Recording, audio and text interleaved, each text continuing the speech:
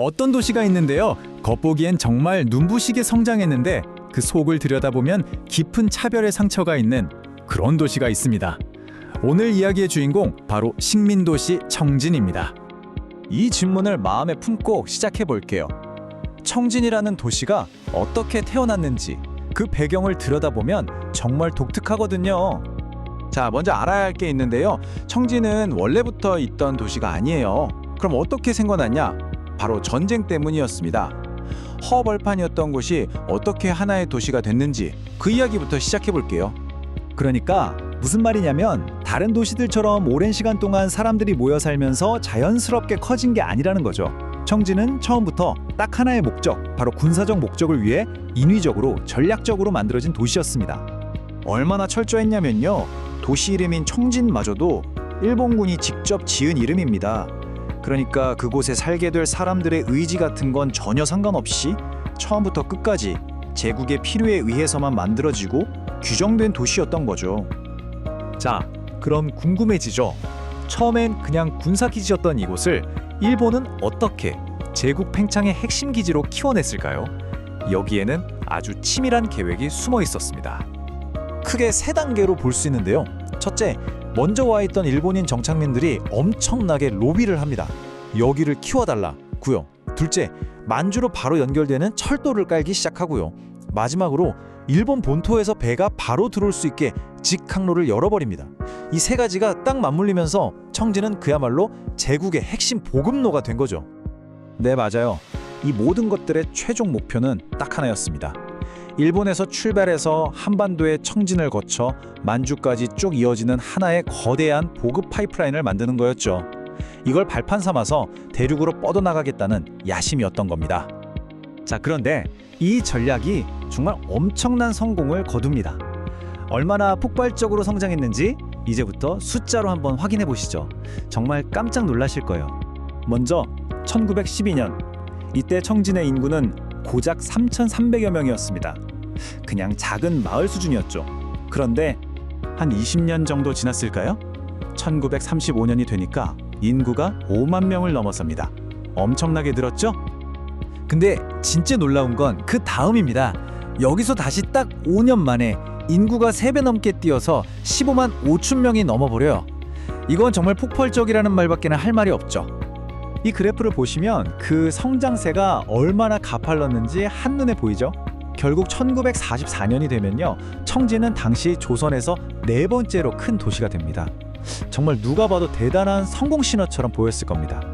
그런데 말이죠. 여기서 우리가 한번 멈춰서 질문을 던져봐야 합니다. 과연 이 눈부신 발전의 혜택은 누구에게 돌아갔을까 하는 거죠. 이제부터 그 화려한 성공 뒤에 감춰진 진짜 얼굴을 한번 들여다보겠습니다. 근데 겉보기엔 분명 성공 신화가 맞아요. 하지만 중요한 건 이거죠. 누구의 성공이었냐는 겁니다. 이 질문이 모든 문제의 시작입니다. 자, 일단 겉으로 드러난 지표들은 아주 그럴듯합니다. 예를 들어 1928년에 도시 전체 상수도 보급률이 무려 70%가 넘었어요. 와, 이 숫자만 보면 굉장히 발전한 근대 도시 같잖아요? 하지만 실상은 달랐습니다. 그 혜택이 골고루 돌아간 게 아니었거든요. 조선인들이 주로 살던 신암정이라는 동네는요, 1940년이 될 때까지 상수도 보급률이, 놀라지 마세요, 0%였습니다. 0%. 그러니까 마실물 같은 가장 기본적인 것에부터 이미 완벽한 차별이 있었던 거죠. 정치 쪽은 어땠을까요? 이건 더 심각합니다. 보세요. 일본인은 1486명당 대표가 1명인데 조선인은 7054명당 1명입니다. 이게 무슨 뜻이겠어요? 일본인 한 표의 가치가 조선인 한 표의 가치보다 거의 5배나 높았다는 얘기입니다. 같은 도시에 사는데도 말이죠. 자, 그럼 돈 문제, 경제는 어땠을까요? 일단 회사 개수만 한번 볼게요. 일본인 소유 회사가 74개, 조선인 소유가 38개. 한 2배 정도 차이 나네요. 이 정도면 그래도 아주 불공평한 건 아닌가 생각할 수도 있어요. 하지만 이건 착시입니다. 진짜 현실은 그 안에 굴러다니는 돈의 액수에 있었거든요. 바로 이겁니다. 이게 진짜 현실이에요.